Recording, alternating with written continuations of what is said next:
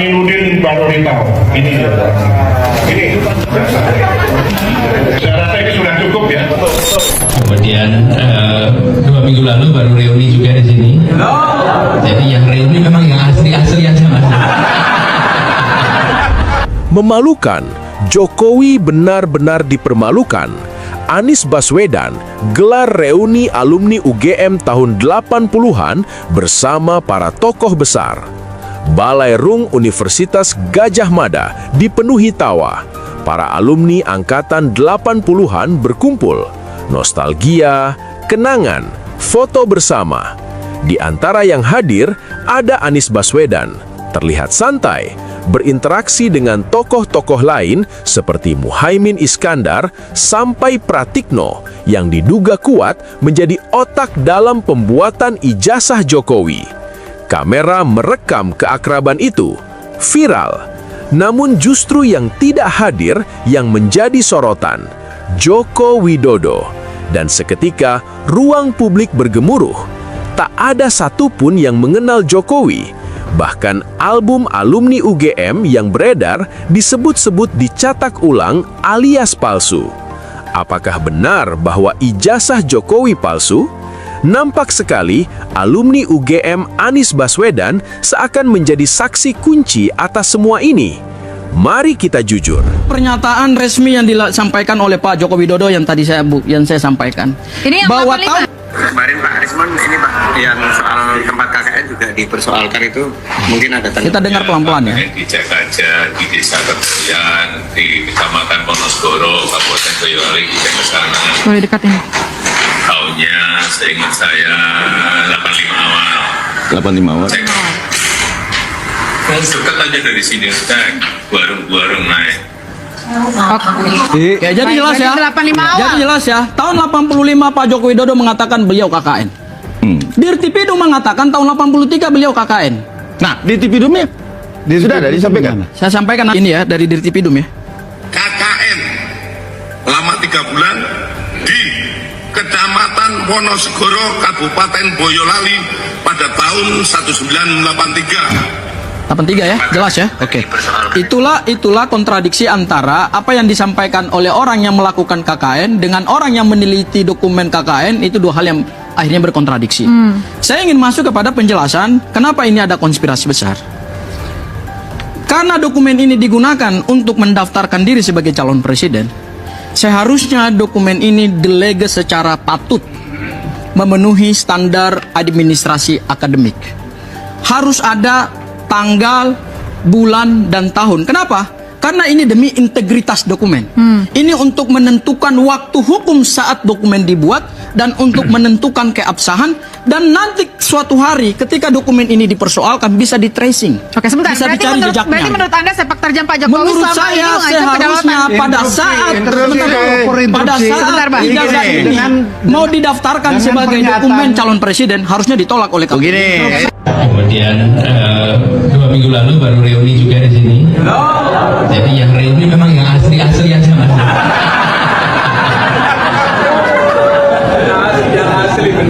Ya, pokoknya kalau reuni nggak berani datang, nggak berani datang ya, bukan nggak bisa datang ya. Kalau nggak bisa datang tuh ada halangan, ada apa. Tapi nggak berani datang itu moral kompasnya. Jika sebuah isu benar-benar selesai secara komunikasi publik, ia tidak akan terus bangkit setiap ada momentum kecil. Tetapi isu ini, apapun penilaiannya, selalu muncul kembali. Mengapa? Karena dalam politik bukan hanya fakta yang penting, rasa puas publik atas penjelasan juga penting. Ketika sebagian masyarakat merasa belum mendapatkan klarifikasi yang mereka anggap cukup, maka setiap absensi akan dibaca sebagai simbol. Setiap ketidakhadiran menjadi ruang tafsir, dan tafsir di era media sosial berkembang liar. Kasus ijazah Jokowi penuh banyak kejanggalan yang mengarah pada pembuktian jika semua ini memang benar palsunya. Dalam politik modern, hadir adalah pesan. Tidak hadir juga pesan. Bisa jadi absensi Jokowi karena alasan pribadi. Namun, publik geram karena Jokowi dianggap banyak sekali alasan. Tetapi, publik tidak hidup di ruang mungkin. Publik hidup di ruang persepsi. Dan persepsi seringkali dibentuk oleh kontras visual. Ya, halo teman-teman, selamat datang kembali bersama saya di channel ini. Teman-teman, sebelum kita bedah isu panas hari ini, jangan lupa untuk klik tombol subscribe dan berikan komentar kalian, sehingga channel ini terus berkembang dan menjadi wadah bagi kita untuk mengawal demokrasi. Nah, teman-teman, hari ini kita akan membedah sebuah momen yang sedang ramai diperbincangkan di ruang publik. Nah, yaitu reuni alumni UGM Angkatan 80-an yang baru-baru ini digelar di Balairung Universitas Gadjah Mada. Nah, namun ada salah satu hal yang janggal dan mengundang tanda tanya besar, di mana sosok Pak Joko Widodo. Nah, dalam acara tersebut kita melihat suasana yang begitu akrab. Ada Anies Baswedan yang terlihat santai berinteraksi dengan tokoh lainnya seperti Cak Imin hingga Patrick Noh. Nah, tapi justru ketidakhadiran Pak Jokowi lah yang menjadi sorotan utama. Dalam politik modern, kehadiran adalah pesan dan ketidakhadiran juga merupakan pesan yang kuat. Nah, mengapa saat teman-teman seangkatannya berkumpul, beliau justru tidak nampak? Nah, isu ini semakin memanas karena kembali dikaitkan dengan polemik keaslian ijazah. Nah, dalam video tersebut disoroti adanya perbedaan keterangan mengenai waktu KKN. Nah, Pak Jokowi menyebut KKN pada awal tahun 1985.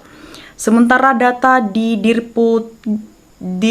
Dirtipidum menyebutkan KKN beliau dilakukan selama 3 bulan pada tahun 1983. Nah, kontradiksi antara kesaksian pelaku dan dokumen penelitian inilah yang menurut banyak pihak perlu diklarifikasi secara tuntas agar tidak menjadi konspirasi liar. Nah, sebagai warga negara Indonesia, kita harus melihat ini dari sisi integritas administratif. Nah, di mana dokumen akademik yang digunakan untuk mencalonkan diri sebagai presiden seharusnya memenuhi standar transparansi yang tinggi. Nah, jika ada keraguan publik, seharusnya bisa diselesaikan melalui komunikasi publik yang memuaskan, bukan sekedar melalui kuasa hukum, agar tidak terus-menerus digoreng setiap ada momentum politik. Nah, ada ungkapan menarik dalam video tadi, yaitu publik mungkin tidak hidup di ruang fakta, tapi di ruang persepsi. Nah, ketika sebagian alumni menyatakan tidak mengenal atau tidak melihat sosok Pak Jokowi di masa kuliah. Nah, hal ini membangun persepsi negatif di masyarakat. Nah, teman-teman, apakah ini soal memori yang pudar atau ada sesuatu yang lebih dalam dari sekedar reuni biasa? Nah, menurut teman-teman sendiri, apakah polemik ijazah ini murni masalah politik atau memang ada keganjalan administratif yang perlu dijawab secara langsung oleh beliau di depan publik? Nah, teman-teman, silakan tulis pendapat kalian di kolom komentar di bawah. Jangan lupa untuk terus menonton video ini sampai habis sehingga kita bisa melihat juga komentar dari teman-teman kita yang sudah menyuarakan hatinya dari video tersebut. Nah, teman-teman, disampaikan oleh Supriyanto, negara sebesar Indonesia hanya dibohongi satu orang Jokowi yang bukan keturunan pejuang. Nah, pantas pingin jadi raja, ternyata raja bohong. Ya, memalukan 7 turunan.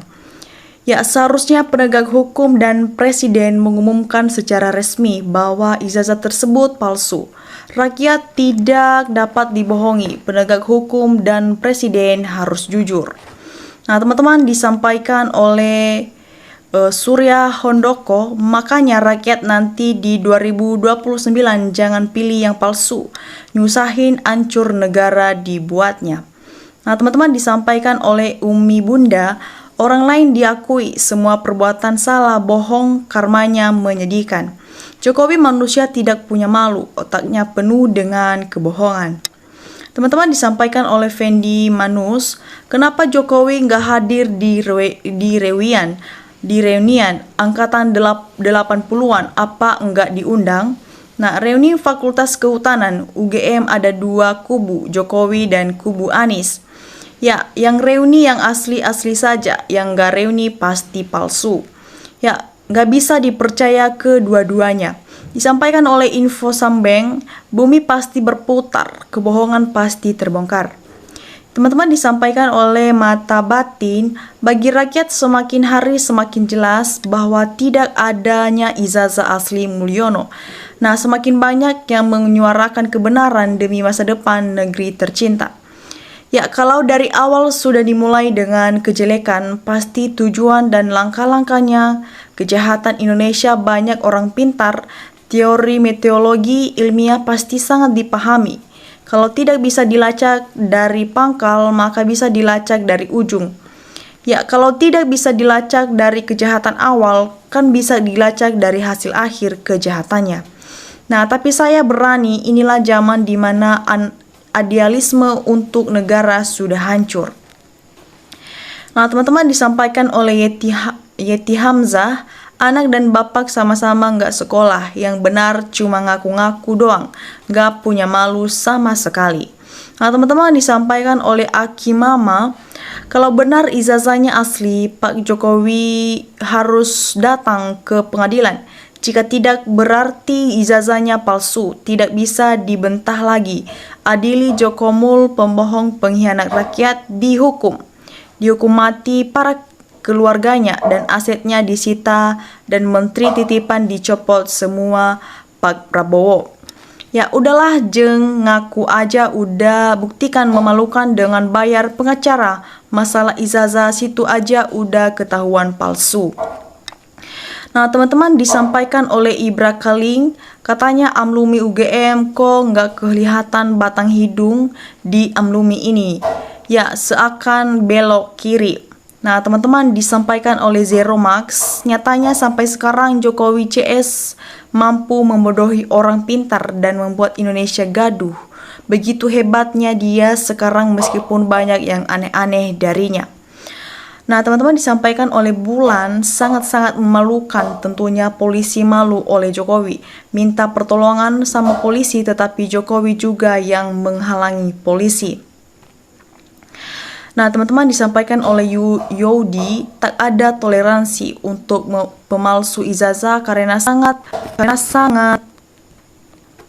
Ya, disampaikan oleh Yodi, tidak ada toleransi untuk pemalsu ijazah karena sangat menyakiti hati para pemuda yang telah berjuang dengan air mata dan peluh orang tua untuk mencapai pendidikan tinggi. Bahkan nyawa seorang anak yang tak mampu membeli buku dan ballpoint seharga 10.000, pengguna ijazah palsu untuk menggapai posisi tertentu di dalam karir seseorang adalah tindakan lacur yang tidak bisa dibenarkan secara akademis dan secara moral. Tindakan membiarkan dan memaklumi adalah pengkhianatan yang tak menggenggamkan bangsa ini ke dasar intelektual yang paling rendah di antara bangsa-bangsa lain. Sangat memalukan. Nah, teman-teman, disampaikan oleh Alfa Romeo, sebagai lansia yang hidup dari era Soekarno sampai Prabowo, mengingatkan pada anak cucu bahwa kebohongan dan kebenaran itu pasti terlihat dan terdengar pada waktunya. Renungkan. Nah, teman-teman, demikian saja review komentar teman-teman kita yang sudah menyuarakan hatinya dari cuplikan video tersebut tentang adanya reuni UGM pada tahun 80-an. Nah, teman-teman, silakan kalian berikan juga komentar kalian di kolom komentar di bawah sehingga kita bisa bertukar pikiran bersama. Teman-teman, terima kasih sudah menonton video saya. Sampai jumpa di lain video. Salam NKRI, harga mati.